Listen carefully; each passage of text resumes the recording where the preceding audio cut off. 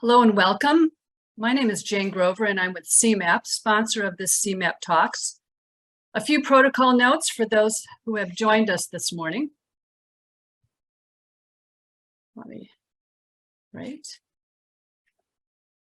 First, we are recording this discussion and we'll share it later on CMAP's YouTube channel. Our moderator and panelists want to hear from you and welcome your questions submitted through the Zoom Q&A box, which we are monitoring. So thank you in advance for your questions. We will post links in the chat box to information shared by our speakers and encourage you to subscribe to CMAP's newsletter for more updates about CMAP's climate work. So thank you and again for joining us today. It's my pleasure to introduce my CMAP colleague and today's moderator, Jared Patton, Senior Planner. Thank you, Jared. All right, thanks so much for that introduction, Jane. And thank you to everyone who's joining us from across the region. We have a really big crowd here today, and that says a lot about how important this issue is in the region. We have a great panel, and I'm really excited for today's discussion. Our panelists are Deb Kutska from Cook County, Edith Macra from the Metropolitan Mayor's Caucus, and Kim Stone from the City of Highland Park and Go Green, Illinois. I'm really excited to get at that discussion, but before we do, I want to spend just a few minutes providing some background on today's conversation. And to do that, I have a few slides. If you could share those, Jane.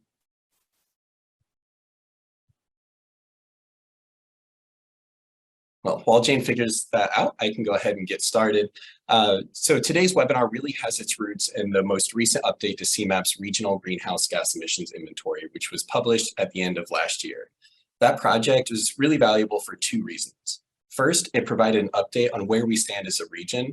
And second, it provided some new resources to support local climate action. Next slide, please. As many of you are probably aware, CMAP has a regional comprehensive plan called Onto 2050. And that document has the goal of intensifying climate mitigation efforts. Specifically, it has a target of an 80% reduction of greenhouse gases by 2050. And if you're going to set a target for yourself, it's important to see how you're doing to track your progress towards reaching that goal. The greenhouse gas emissions inventory is how we do that. This was the third time CMAP has produced a greenhouse gas emissions inventory. Our previous iterations were for 2010, 2015, and this one was for 2019. Initially, it was going to be for 2020, but after looking at those data, we decided that it was not a good representative year because of pandemic-related changes in energy use and transportation. That's really important to keep in mind because what this inventory does is provide a snapshot of where things stood immediately prior to the pandemic. And some of those trends may have changed. In those instances, I will try to highlight that. Next slide, please. This slide gets into the results of that inventory at the regional scale. We found that in 2019, the region generated 112 million metric tons of carbon dioxide equivalent, which is a 9% decrease since 2010 and a 2% decrease since 2015. That's good. We're headed in the right direction, but it's not nearly the pace we need to be moving. On the previous slide, I mentioned CMAP's target of an 80% reduction. Our analysis shows that to hit that target, we need to reduce our emissions by 5% every single year between now and 2050. So there's a lot of work still to do. The chart on the right side of your screen shows how those emissions break down into our three buckets. And when you break things down this way, you see that the largest sector is what we call stationary energy, which means emissions from buildings, mostly in the form of electricity and natural gas. The second biggest bucket, which represents roughly a third of our emissions, is transportation. And the final bucket is waste and wastewater, which is 3% of our emissions. I don't have time to get into each of these sections. If you're interested in more detail about the contributing factors, I encourage you to go to our website. There'll be a link in the chat that can take you there, and you can really dig into detail about what the contributing factors are to each of these. But what I will do is highlight a few of the key trends, and the first one is on the next slide. Looking at stationary energy, again, this is the biggest source of emissions in our region. We find that we've made considerable progress on electricity. In fact, most of our regional reductions in emissions have come from the electricity sector, but we haven't made as much progress in natural gas. What this chart is showing is emissions from electricity and natural gas in each of our three inventories. And we found that in each of those updates, emissions from electricity have dropped substantially. In 2010, we produced significantly more emissions from electricity than natural gas, but today we're at roughly parity, and I expect that in our next inventory, we'll see more emissions from natural gas than electricity. Our next big trend on the second slide is for the transportation sector, and this is particularly troubling for us here at CMAP because we are a transportation planning agency. Transportation is the one sector where emissions are still increasing, and it's mostly due to driving. And the increase is due to people driving more, both per person and in absolute terms as a region. And here it's really important to highlight that what we're looking at are data from 2019. And since the pandemic, we've seen significant decreases in ridership throughout the region. So if we were to conduct this analysis today, I expect that we would see an even greater increase. Next slide, please. Another of our findings is that emissions are not equal across the region. In fact, there's significant variation. This inventory broke things down at the county level, with the city of Chicago and suburban Cook County split into separate entities. And when you look at emissions in this way, we see that Cook County generates the most emissions in absolute terms, followed by the city of Chicago, while Kendall County produces the fewest emissions. But it's really interesting to look at the per capita levels, which is what the dot on this chart is showing. And here we see that the city of Chicago is the most efficient overall, while Will County is the outlier for generating the most emissions per capita. And I should say that's not due to any single sector. They are the highest across the board, and that is consistent with our past inventories in 2010 and 2015. Next slide, please. So here we're just going to summarize those key takeaways one more time. The region is not on target, not on track to hit our emissions target. Emissions from transportation are still increasing. And finally, while we've made significant progress in electricity emissions and have a plan for continuing that work, we haven't seen the same improvement in natural gas emissions. Next slide, please. So everything that I've discussed so far is at the regional and county level, but I mentioned that this inventory takes things a step further. For the first time, we're also providing local emissions data. The idea here was to provide something that would be actionable by our local implementers. And we initially set out to try to produce full emissions inventories for every community. That would have been cost and time prohibitive. So instead, we focused on providing as much data as possible, which in most cases will be enough data to get started. The next slide has a summary of some of the things that we included. These summaries show most emissions in the community. Specifically, we're showing emissions from electricity, natural gas, and on-road transportation, as well as estimates for waste. And we are also showing contributing factors to those emissions. So things like electric vehicle registrations, energy consumption, tree canopy, mode share to work, and other factors. The next slide shows you what those summaries look like in practice. These are 2-page summaries that were really designed to be fairly user-friendly. You don't need to be a data analyst or be able to read a technical report to be able to see how your community is doing. I won't go through all of the information here, but again, I encourage you to please go to our website and see how things look in your community or in communities where you work or have friends, and just compare things and see what the current picture is. These are available for every municipality in the region, all 284, as well as all 77 Chicago community areas. The next slide has an overview of what resources are available on our website. And again, that link is in the chat. We have a summary report, which goes into detail about all of the county and regional trends. We also have emissions summaries for every community in the region. Importantly, we also provide the emissions data itself in Excel form so that if you're trying to do additional analysis, you don't have to copy and paste things from a PDF. And then finally, we have a methodology report so you can check our work. Next slide, please. So that's where we stand today. We have an idea of where we are today. We have some tools that could help us get where we want to be, but how do we actually get there? How do we do the work? To help answer those questions, we have a great panel with us today, and I'm going to spend a moment introducing them. First, we have Deb Kutzka from the Cook County Department of Environment and Sustainability. Deb manages a variety of programs that support Cook County residents and municipalities, connecting them to opportunities that improve resident health, reduce environmental impacts, bolster resiliency of communities, and mitigate the negative effects of a changing climate. Next, we have Edith Macra from the Metropolitan Mayor's Caucus. Edith is the caucus's Director of Sustainability Initiatives, and in that role, she leads programs to advance sustainability and environmental stewardship for municipalities throughout the region. She recently led the creation of Northeastern Illinois' first region-wide climate action plan, and now spends much of her time helping municipalities to prepare for transportation electrification. And our third panelist is Kim Stone from the City of Highland Park.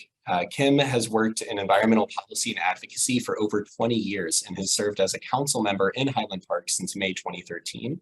She serves as co-chair of Go Green Illinois, co-chair of the Transportation Electrification Task Force of Climate Reality Project, Chicago Metro Chapter, board member for Community Partners for Affordable Housing, and National Advisory Board member for the Union of Concerned Scientists. So thank you all for being here today. I'm really excited about our discussion. You clearly have a diverse background and have a lot to bring to the table. And I want to kick off our discussion by handing things over to Edith, who I believe has a few slides to summarize her work. Thanks, Jared. I'm really so glad to be on this panel and so excited for the interest and the participation. So I'll just go over quickly some of the tools and the iterations in supporting municipalities and supporting communities in climate planning. So next slide, please. So the first off, the Metropolitan Mayor's Caucus, if you don't know us, we're a regional council of governments and we serve 275 municipalities in the region.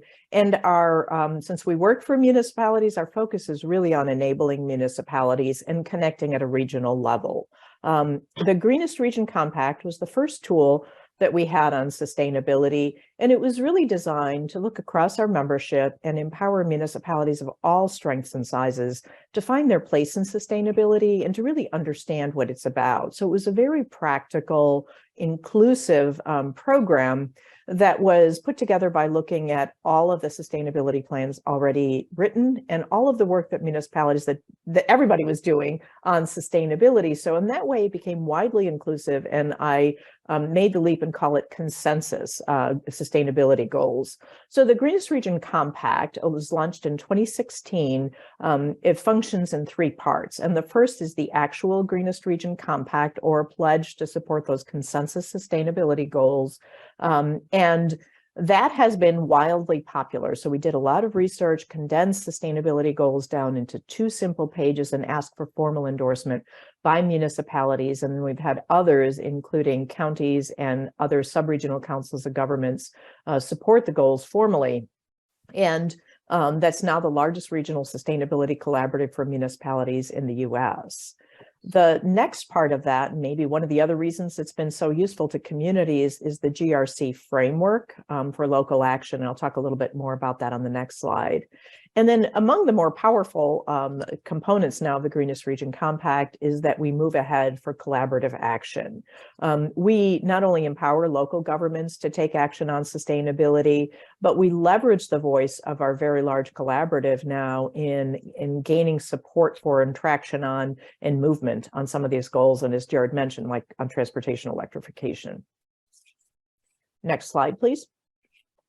So the companion tool to the sustainability pledge, the compact, is the framework. And this is really, I don't want to call it primitive, but it's a very simple spreadsheet that align the goals, which the village board or city council supported. And if you'll advance, Jane, it should animate, with simple strategies and objectives to get to those goals. And these are very much done at a municipal scale, and again, extracted from existing sustainability plans and actions. And then it's designed with this interactive format, allowing municipalities to develop their own sustainability plans, whether formal or even just to use it as a self-assessment. And this has been used by a couple of dozen municipalities in the Chicago metro region. And next slide, please. So next on this journey to climate action planning, as Jared mentioned, is our climate action plan for the Chicago region. So we again leverage the might of the Greenest Region Compact to attract the attention of the European Union, which was looking for partners in the United States to demonstrate regional climate planning in the US. So we were selected as a pilot region, one of only 3 in the US that completed the project, and we had incredibly broad participation, including help from CMAP and the National Oceanic and Atmospheric Administration to put together this climate action plan. Next slide, please. And so the climate action plan for the region is based on regional challenges. So our mitigation portion of the plan is based on CMAP's regional greenhouse gas inventory. We used 2015 because the 2019 wasn't there yet, but used the data, and it was incredibly informative in developing our strategies strategies for approaching these sources of emissions. There isn't a formal climate risk and vulnerability assessment that was done for the region, but we used really good work done by CMAP and had some participatory discussions to develop a climate risk and vulnerability assessment for the region to develop the adaptation portion of the plan. The solutions are rooted in equity. This is prominent in the Climate Action Plan and really wasn't in the Greenest Region Compact.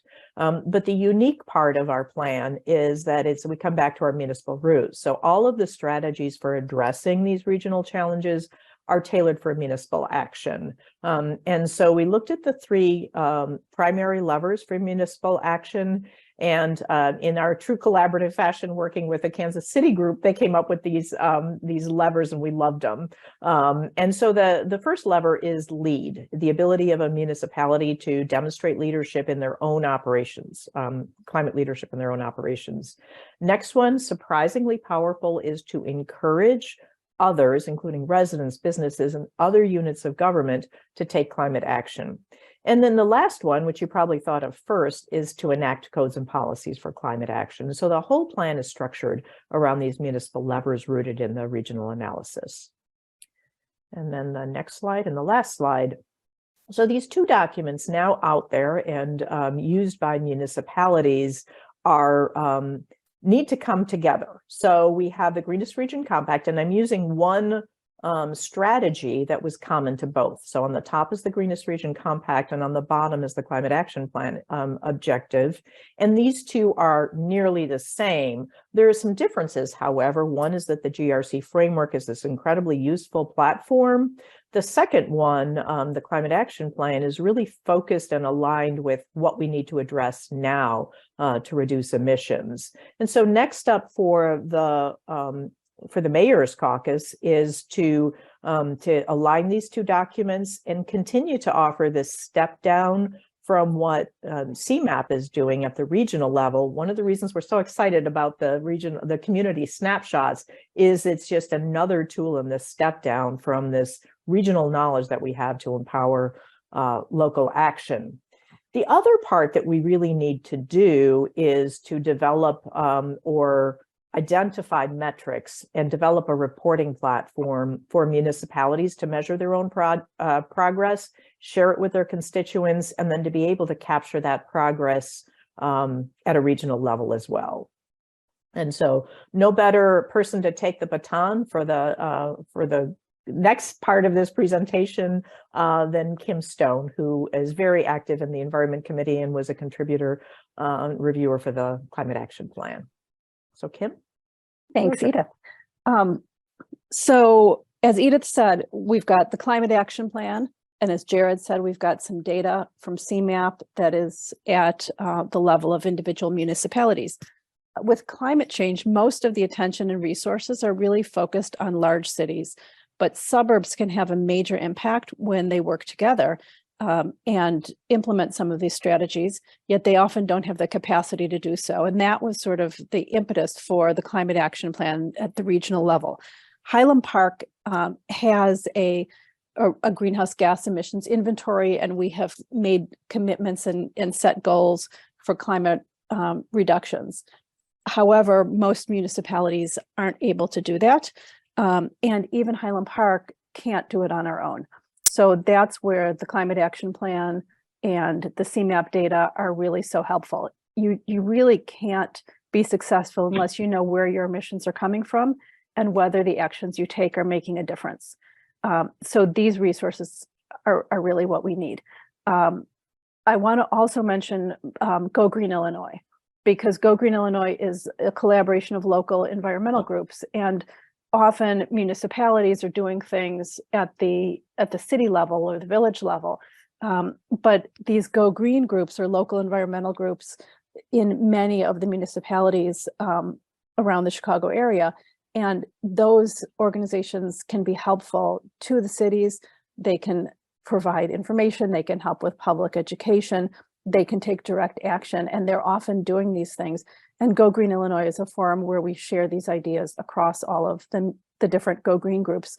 So I just want to make sure that people know about those groups, because I know there's a lot of municipalities who are participating today in this webinar, and that they make use of those resources as well. GoGreenIllinois.org is the website, and that is a good place to to start to find out whether there's a group in your community. What else? I think I want to pass it on to Deb to talk a little bit more about specifically what Cook County is doing, and then we can get to questions. Great. Thank you, Kim. And thank you to our other presenters. I'm really excited to be here today to share some of the work that Cook County is doing, both internally and externally as related to climate. And, you know, as my other presenters mentioned, we use the data and the resources that are developed in our region to support everything that we're developing in our operations and our policies and the programs that we are developing, specifically in the Environment and Sustainability Department, but throughout the county. So the county is guided by what we call our policy roadmap, and that's a strategic framework to help us make those decisions, ensure that all of us within the county are working towards the same goals. And specific to our discussion today, I'm going to share a little bit about our our clean energy plan, which is our internal way of helping to make sure that we are walking the talk, as mentioned, earlier in the presentations. It's our commitment that the county is going to work on its county-owned buildings and the emissions that come from those to reduce our impact from the areas that we specifically control. So it sets the following goals. We have a 45% reduction goal in carbon emissions by 2030, 100% renewable energy by 2030, and carbon neutral by 2050. So one of the things that I'm really excited about is that we have already reached over 40% of emissions reductions from our county-owned buildings since the baseline of 2010. And that's primarily due to a lot of observations and adjustments within the way that we operate our buildings through behavior change, as well as through updating equipment, getting our building managers on board and understanding how we use our buildings and how we can use them more smartly to reduce the emissions that we are producing.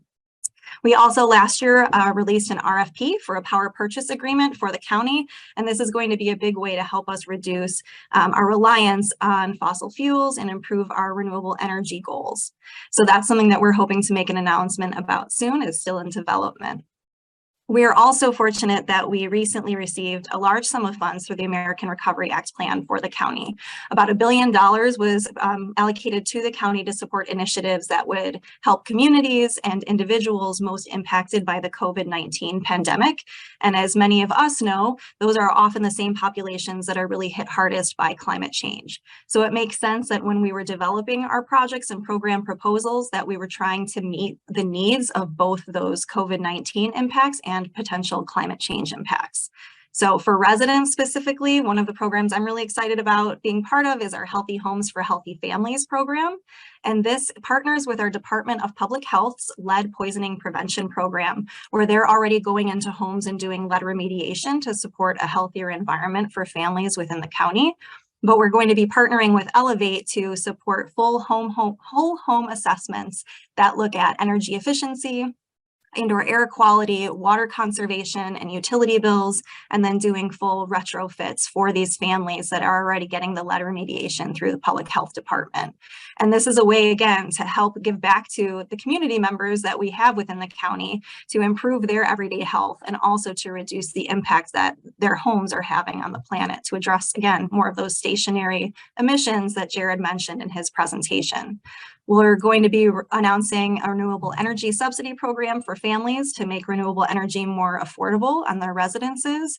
And we've also launched an electric vehicle charging infrastructure program, which is geared towards identifying gaps in public electric vehicle charging stations and asking for community feedback on locations where they would like to see electric vehicle chargers to make that charging more accessible. We know we can't reduce our emissions for folks who are committed to driving cars without having more of the electric vehicles in place. But how are you going to have an electric vehicle if you don't have a reliable public place to charge? We're also supporting our businesses through businesses reducing their impact on the environment, or BRIGHT program. So supporting our local businesses to evaluate their processes and the waste that they're creating, whether that be through air pollution or solid waste, identifying energy efficiency measures or upgrades and practices and equipment to make sure that they are getting the best products available for their business and successful, but also reducing their impact. And partnering them with existing programs like our Commercial Property Assessed Clean Energy Plan, or CPACE. And that's a program that's been around for a few years now, which connects private funders to businesses that allows them to update or incorporate energy efficiency or renewable energy technologies into their facilities with low interest long-term financing, which is generally repaid through their property tax bills. So it also makes it convenient for the business owner. And then finally, for the broader community, we have a few programs working with our Cook County Forest Preserves. We know that native areas and natural areas are important, not just for clean air and providing green spaces to our community members, but also for sequestering carbon that exists. So they are working on expanding the forest preserves by increasing access and also restoring those natural areas to ensure that we're receiving those benefits community-wide. And then most recently, which I think we're going to share a little bit more about later, is we launched our Climate Resiliency Planning for Communities program, which aligns directly with some of the resources that you've heard today from Edith, that we are going to be working with a partner to support 5 communities in developing climate resiliency plans that are specific to their needs and their goals and ensure that they're able to not just adapt to a changing climate, but really thrive, whether it be through green infrastructure, tree planting, through workforce development, or just updating some of the building features that currently exist. And in addition to creating the plans with them, we have a fund that's going to support the implementation of plans in those 5 communities. Since we know that that funding resource can often be a barrier to actually getting the plans put into action, we'll be able to support those communities in implementing portions of those plans. So that's just a real quick snapshot of some of the direct kind of climate work that's happening at the county. Of course, it's a large collection of us in different bureaus and departments that are all contributing as much as we can. And with that, I will pass it over to Jared. All right, thanks so much. We're now going to transition into our question and answer discussion period of the webinar. We've already gotten some questions through the chat, but I encourage everyone to keep those coming, whether they are specific questions for panelists or for general discussion, and I will make sure those get asked. And I want to begin with the question of equity. There's a general consensus that equity needs to be a central element of our response to the climate crisis from the very beginning, but there isn't as much of a consensus about what that looks like in practice. So I'm curious how you personally define equity and what are some of the challenges and opportunities for advancing equity in a climate context. And that can go to any of our panelists. I'll start at the regional level, and it's been really, it's been exciting to see how much focus is on equity in the last couple of years. As I said, the Greenest Region Compact mentions it, it doesn't really embrace it, and that totally changed with our climate action plan. We're also seeing policy at the state and federal level really move fast. And so that's really exciting. The Biden administration has a Justice 40 initiative, which was announced just at the beginning of his administration, directing 40% of the benefits of federal investment to environmental justice communities. And what I'm seeing is really there is, from an operational standpoint, there's a lot of need to catch up on the definitions and understanding, broad understanding of what is environmental justice, what's an environmental justice community, and how can we be equitable in our distribution of resources and our assistance. So it's emerging very, very quickly, but I'm excited by the momentum for that. One thing that I want to point out is just the capacity for addressing environmental justice communities. And as Kim mentioned, so much of the climate action planning is really focused on big cities. Through analysis, and this is just an interesting sidebars, there's now 3 official maps defining environmental justice communities in northeastern Illinois for the state. And the policies that are emerging around assisting these communities focused on what would be a large city model for environmental justice response and equitable responses, looking for capacity for not-for-profit partners that may or may not exist in the suburban region or throughout the region. Just notably for those disadvantaged communities, and there's a lot of tools. CMAP's a great tool for community cohorts as defined, but by one estimate, there are 80 communities defined as disadvantaged or environmental justice in the region. And those all need to have some capacity to participate in climate action planning, sustainability planning, and to receive some of these resources. I'll just add briefly to it, at the most basic level. energy efficiency and renewable energy lower electricity costs and lower energy costs, which have a disproportionate impact on the budgets of lower income people. So if you can increase energy efficiency, if you can increase the use of renewable energy, that's going to help people more people who are lower income.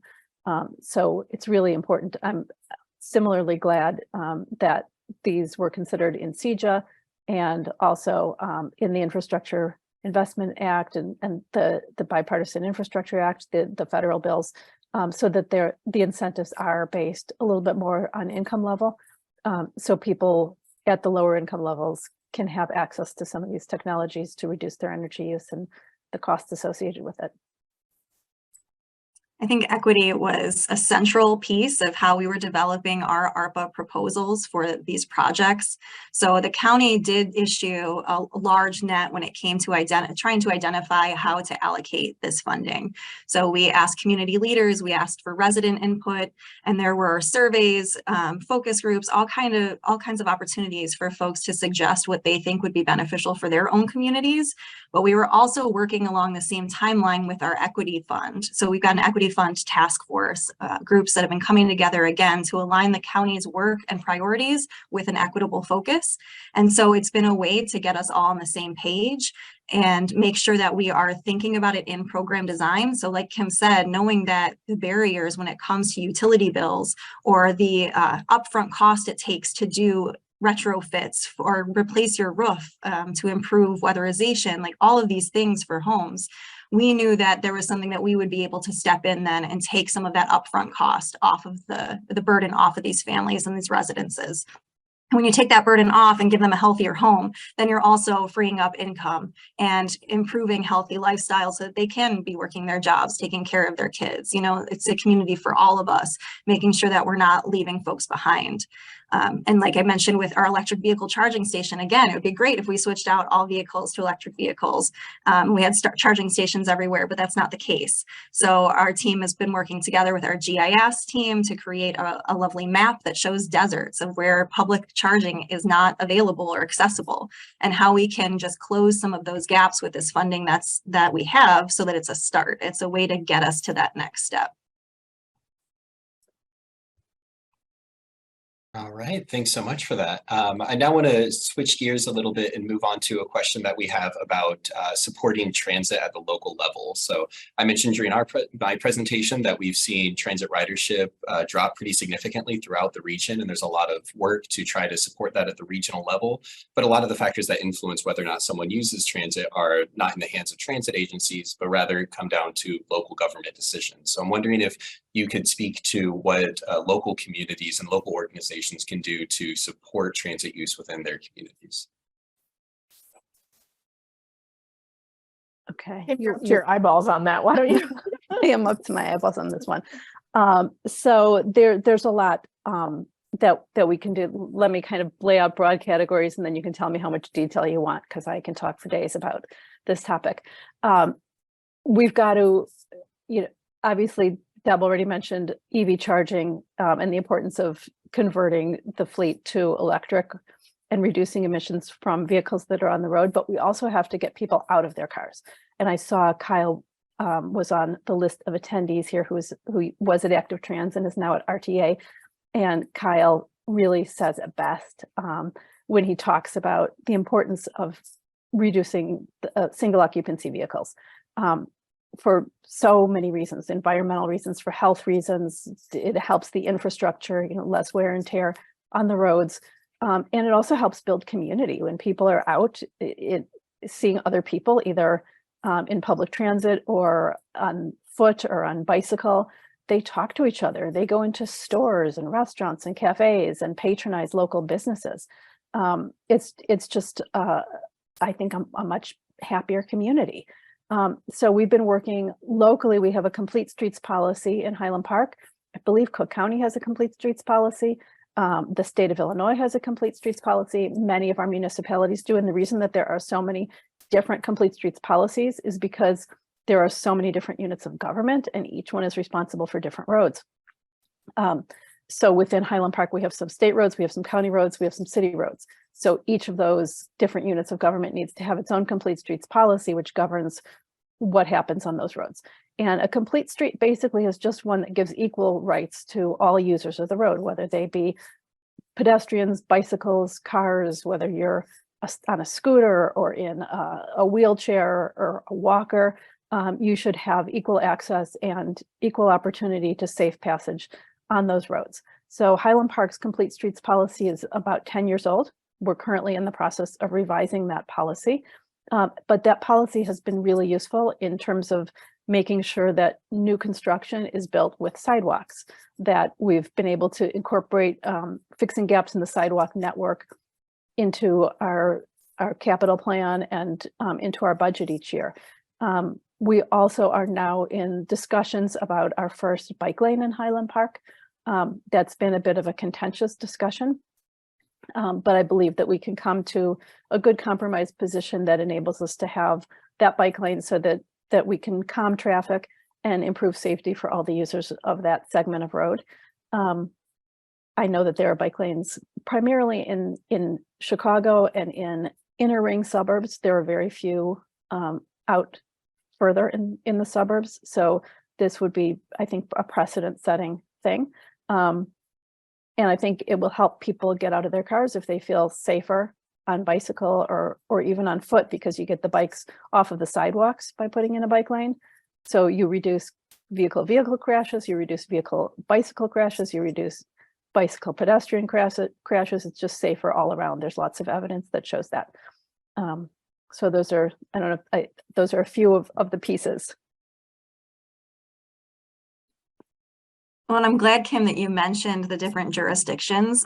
Back to part of Jared's question was like difficulties of incorporating equity. I think sometimes when there are so many jurisdictions and different entities having some control over zoning or ordinances or policing, that it becomes a challenge to make all of those match up to ensure that the community members are all receiving the same sort of support.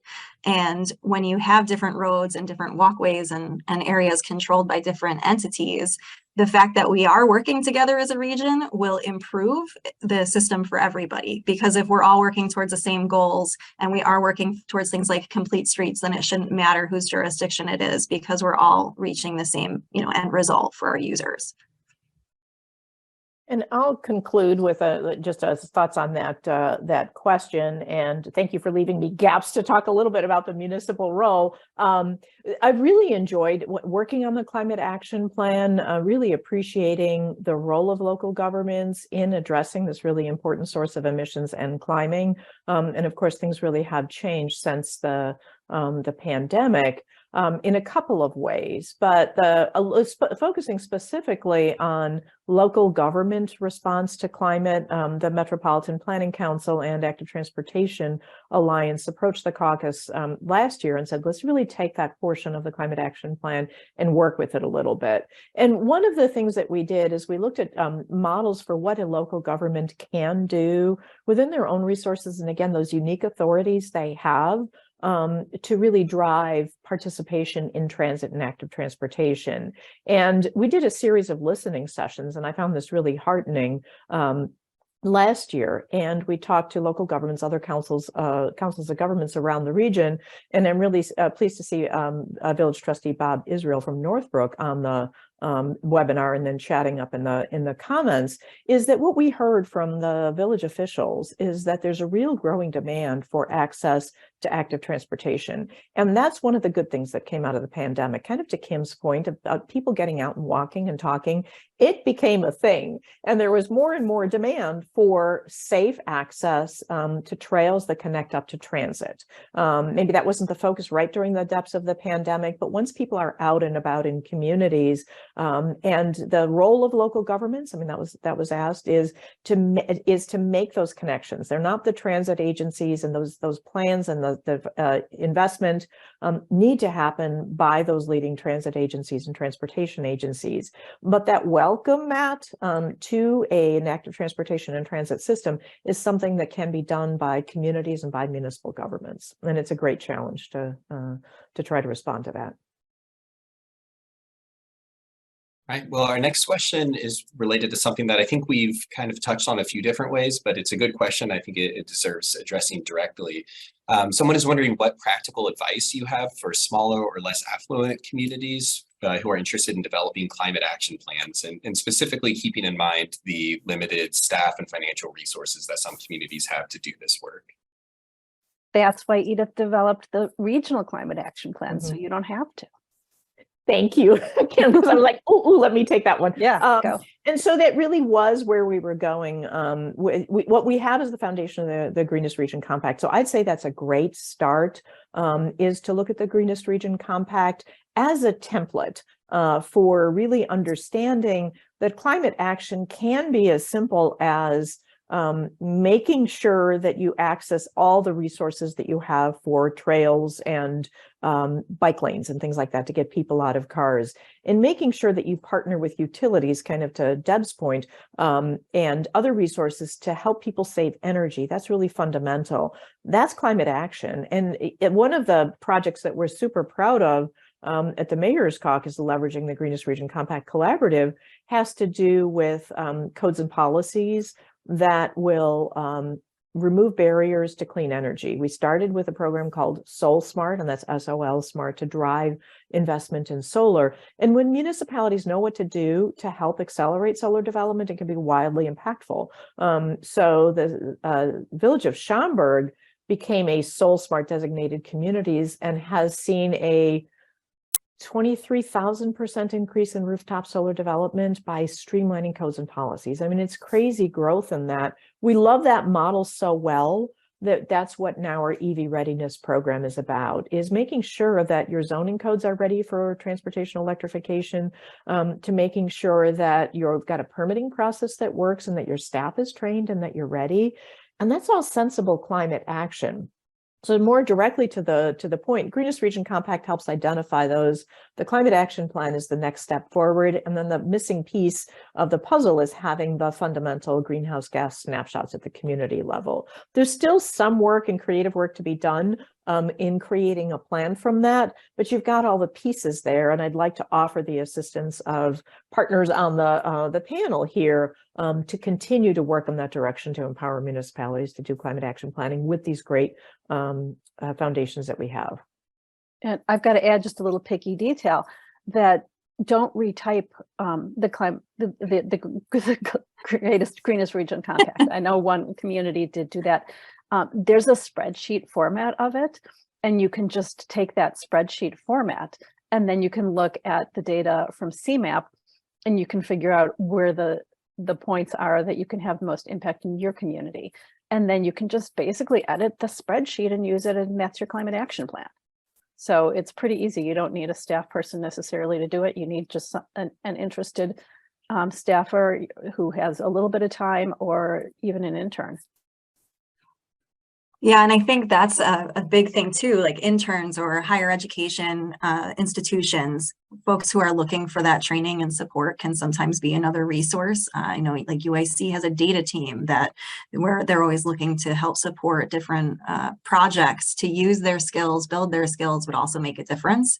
And this is part of what shaped the idea for that climate resiliency planning for communities project that I shared a little bit earlier. And someone had asked, that is funded by ARPA funds. So those are all from the federal government ARPA funding. It's not from the county directly. We're a funnel to help it get to where it needs to go to make an impact. But it was designed specifically to help some of those municipalities that don't have the huge staff, don't have the resources. So if we can provide some facilitation and partnership to have dedicated bodies that are helping to bring all these tools together, to look at the spreadsheets, to talk about the snapshots with community members, and then really pick, I think Kim said, like the biggest points or where you can make the most difference. I think a big thing that can be overwhelming for anybody doing climate planning is to see the breadth of the issues and all the solutions that you might want to implement. And we can't do it all. We can't do it all at once.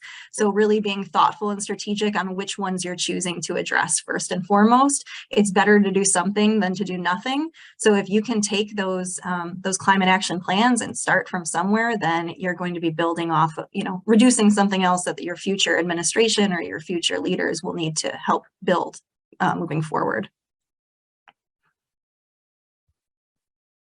All right, I now want to turn to a more general question. I'm curious to hear what you think are going to be the big trends in climate action in the Chicago region during the next 1 to 3 years. What are the things that people should really be tuned into and looking out for? I think it's equity is really what I'm seeing, and that's exciting to really see that. And I think the challenge is, again, for everyone to understand what that means for their own community level. And so I think that's where some work needs to happen. It makes sense for the city of Chicago to think about neighborhoods that need to be included. But what if your community is a disadvantaged community? Is how do you, if you're engaging everyone, is that equitable approach? So I think we need some, to do some more thinking and planning around that. And the other trend that I'm really seeing, clean energy is super sexy. That's still really growing thanks to the Climate and Equitable Jobs Act, transportation electrification. But I'm excited also for the real focus on residential energy efficiency and clean energy, the residential changes. That's both in the Infrastructure Investment and Jobs Act and in CEJA that we're seeing increased investments to help homeowners. And as Jared showed, the greenhouse gas emissions, that's still a really big portion of our emissions for the region. Yeah, building on that, I think heat pumps for sure are going to start populating our region. And I'm hopeful that we'll take advantage of the opportunity provided by the lessons learned during the pandemic to get people on bikes and on foot, not only in private cars. But we also need to I think the challenge will be to get people back on public transit. And I hope that will begin to happen as well, because that's a huge issue. I think another thing that we're really thinking about at the county too is workforce development. So as we talk about these home energy efficiency or renewable energy training, EV technicians, like whatever the case may be, there's so much potential to create jobs and to do training and to help support community members. And I'm excited to see what kind of job training opportunities are popping up. But then for all of us to be intentional about incorporating those opportunities again in our program design, when we're crafting RFPs or when we're sourcing projects, that we are thinking about what kind of jobs can be created as a result of those requests and those purchases, and then do what we can to support that within our own communities. All right, thank you. We just received another question related to community environmental groups, noting that a lot of the communities that are doing a lot to address climate change are doing so because they're being pushed by their residents, but those groups don't exist in every community. I'd be curious to hear what you think the value and the role of those groups are, and how they can be either created or supported. I think that's what Go Green Illinois is about, and we have greatly expanded during the pandemic. Zoom has been a real asset in this regard, because we've got a lot of people from further out and from different suburbs participating. We used to meet at the Botanic Gardens, and now we're meeting on Zoom, and we've got people from south, west, east, north, all over the region who are starting Go Green groups. We've gotten a little bit of press lately, so we've been hearing from people who didn't know about us saying, I want to start a Go Green group. Who do you know in our area? And what we've been trying to do is just sort of collect these names. And when we have, sometimes we'll talk to somebody and they'll want to start their own group. Like there's somebody in Lincolnwood where she's a one-person organization so far and looking for help.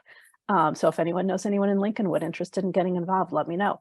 But then we've got other people who we had a few people in Morton Grove, and we got contacted kind of one by one. And then when we had a few people, maybe 3 people, we put them in touch with each other, and they have started a really successful group. They've been doing some really interesting things down in Glen Ellen.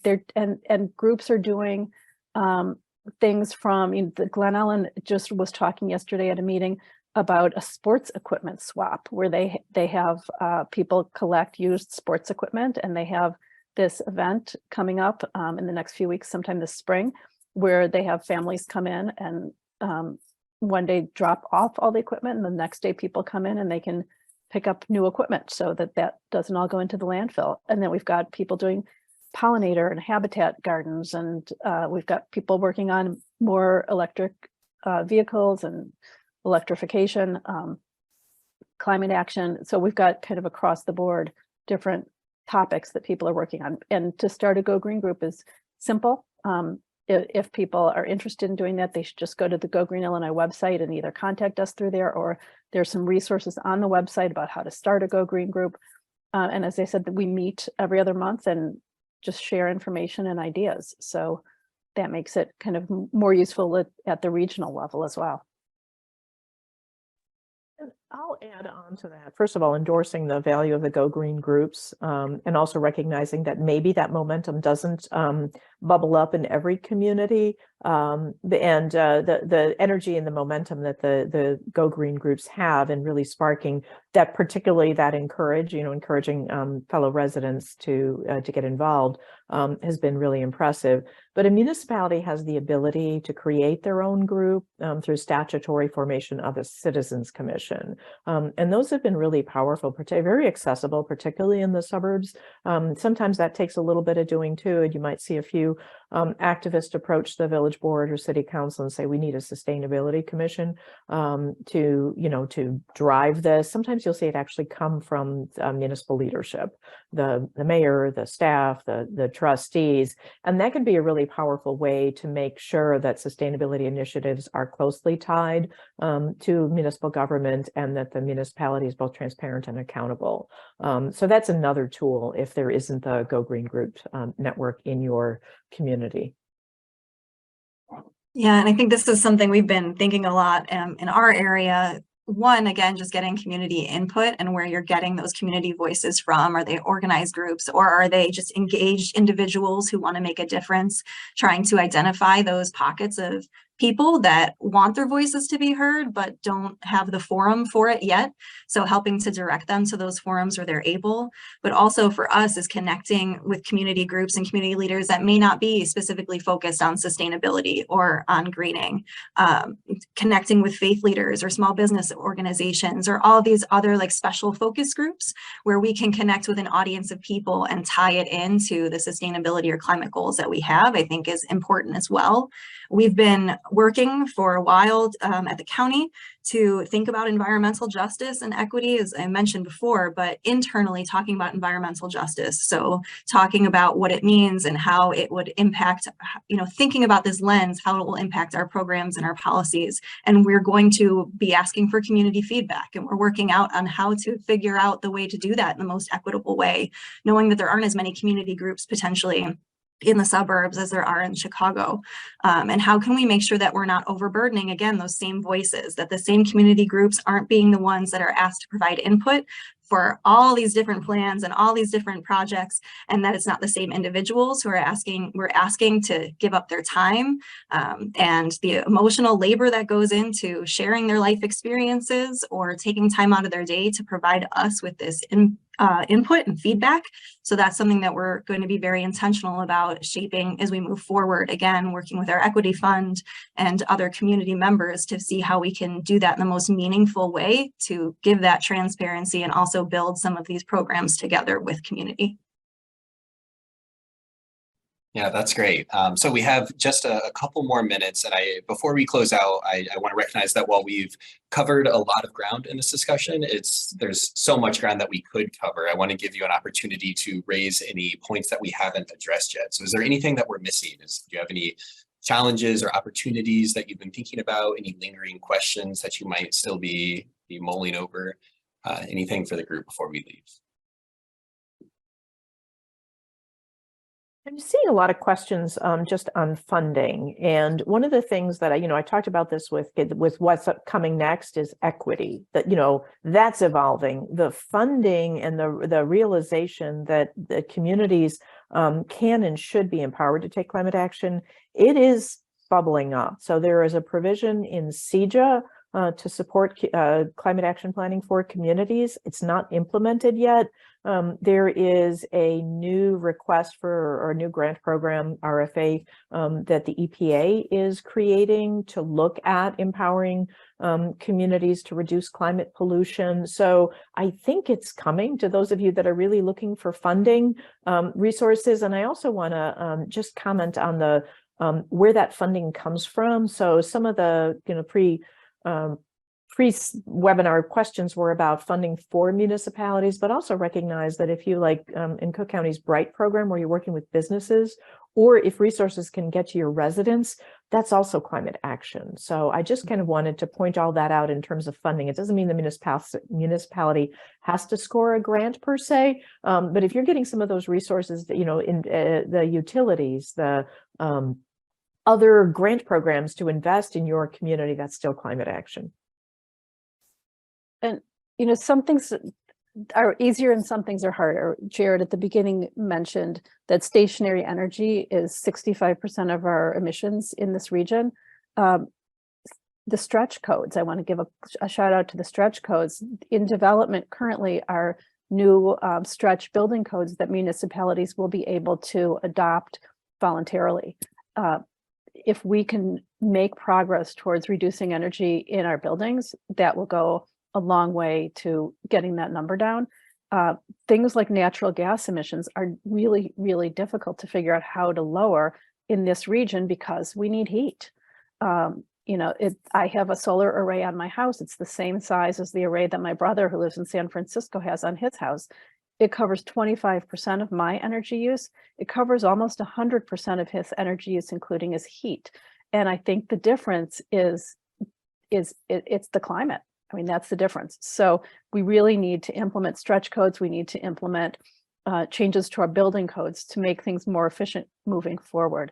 And then that also reduces the costs for the residents, which enables equity and improves our economy. So just giving a shout out to that. So, there's simple things and focusing on those easier things can have a big impact. And then leaves money, hopefully, for the harder things down the line. All right. Well, I think that's a great place to leave it. I want to thank all of our panelists for this incredible discussion today. I think we had a lot of great content and hopefully provided our attendees with some food for thought and some helpful resources. To all the attendees, thank you for sticking around. I'd encourage you to check that chat box one more time for links to not only CMAP and the Mayor's Caucus's resources, but also links to everything that was mentioned today. This webinar has been recorded and will be posted to CMAP's YouTube channel shortly. Please keep an eye out for a survey that will be sending around after this webinar ends. We'd love to hear from you. And if you have any questions or lingering thoughts, I'd encourage you to reach out to any of our panelists or reach out to me directly. I believe my email is in the chat as well. And with that, thanks for attending and enjoy the rest of your day.